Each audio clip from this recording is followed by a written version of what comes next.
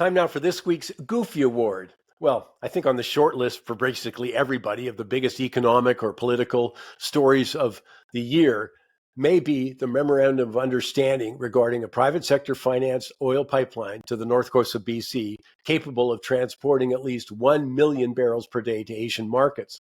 I mean, the agreement provides Alberta with exemptions from certain federal environmental laws, along with expedited federal review, and commits to potential adjustments to the North Coast oil tanker ban if needed.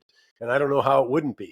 But the goofy part, well, at least goofy part one, is that while it's an important step slash clarification of the federal government's position, we would do well to understand that we have a million practical questions to be answered before the pipeline becomes a reality.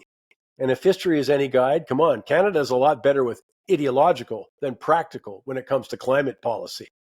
Going forward, though, we'll need successful execution, for example, of the $16.5 billion Pathways Alliance carbon capture and storage mega project, whose goal is to reduce oil sands emissions by capturing and storing carbon dioxide from northern Alberta.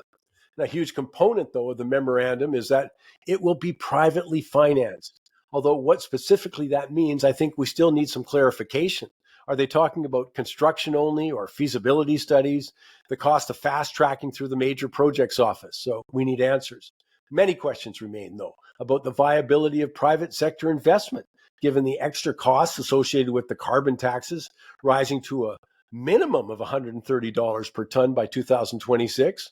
Overall carbon policies could add up to, well, the estimates are between $6 and $10 per barrel to production costs. That will make Alberta producers uncompetitive with oil producers in other parts of the world.